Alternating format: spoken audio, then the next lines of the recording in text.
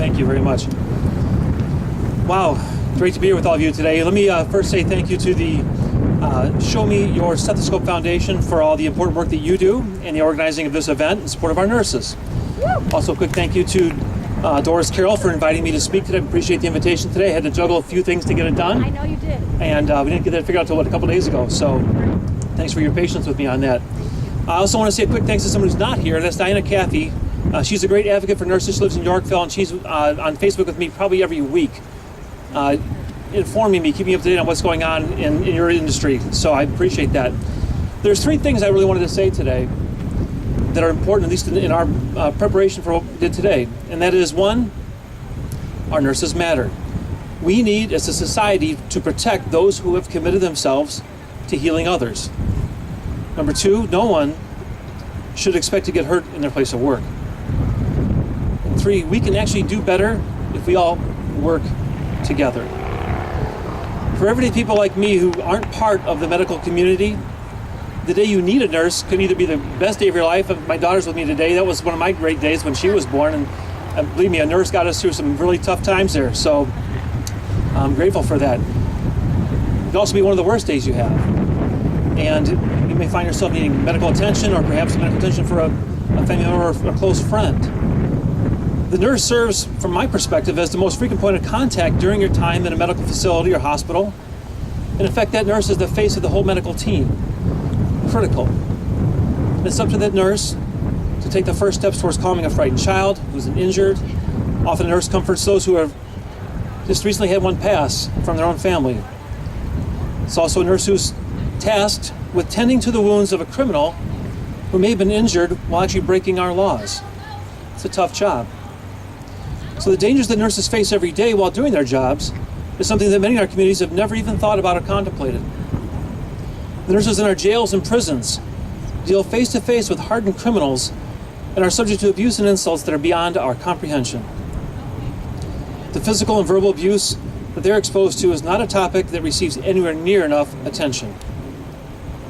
So in our research as a team for today regarding nurse safety, we came across a study from the University of Nevada, which we found enlightening. One of the authors of that study stated, there has to be an organizational culture established that is a zero-tolerance policy for violence. When it comes to protecting healthcare workers, administrators must make it clear they won't tolerate any violence, verbal or physical, against their workers. The authors went on to say, a lot of what you see now in patient violence comes from frustration with the healthcare system in general. The system is not doing a good job providing adequate care, and nurses are on the front line, so patients vent at the nurse. Nurses have to know that the organization will protect them, and if something happens, they will not be treated as though they did something wrong. When people are victims of violence, we don't want to further victimize them during the investigation. There's a lot in that. There's a lot in there. And we're all here today because we recognize that violence against nurses has become an increasingly dangerous problem. So, what are the solutions? So, before I outline the things that my team and I were working on yesterday, I'm going to tell you this. We don't know all the answers. And we don't pretend to know either. But we will listen. We will learn. Because we care. So, I'm asking you to please educate us. Keep us up to date. Tell us what's going on. Because we won't know otherwise. And finally, let's see how we can work together to solve this. So here are the ideas we came up with, though, and you guys can give me feedback later on if we're on the right track. So first, we must ensure that nurses, doctors, hospitals, and law enforcement all treat this issue with profound seriousness. This has to be a team effort. No one should accept the falsehood that violence directed towards nurses, quote, just goes along with the job, but it does not. When a nurse is assaulted, we need to see that the offender is prosecuted to the fullest extent of the law. This is no longer an issue we can allow to sweep under the rug. We found another piece that I thought was interesting in our research, a study that has shown that mandatory reporting policies can help decrease violent attacks by as much as 50%. I think that goes along with what one of the previous speakers was mentioning about reporting. Hospitals who treat their employees like they would treat their own family members will tend to have much lower incidence of violence. So every staffer in a hospital, from the janitor to the administrator, must take a team approach to defeating violence. Another solution that we always talk about in Springfield would be to stiffen the penalties for those who attack a nurse. Attack anyone, frankly. But in this case, we're talking about nursing. And I've already instructed my legislative staff to begin researching some potential legislation that could help in Illinois. I know we just updated some of the laws just a few years ago, but apparently they're not working. So maybe they're not the right solution or they need to be changed. Let us know what we need to do with that. We need to send a message that's loud and clear that if you attack a nurse in Illinois, you're going to face consequences that will deter you from ever making that mistake again. Now, I know we're all aware of what recently happened just down the way in Geneva at Delnor. It's a tragic outcome and one that appears to have been preventable. And that begs the question that we all keep asking ourselves in our office.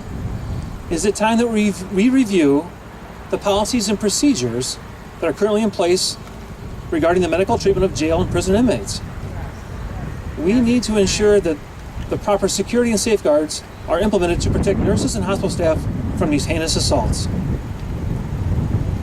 In addition, we need to review those same policies in our jails, prisons, and mental health facilities to make sure that the medical personnel and staff there are receiving appropriate protection. The doctors and nurses who treat the most violent among us are at serious risk. We must not allow them to be forgotten or to feel as though we don't have their backs.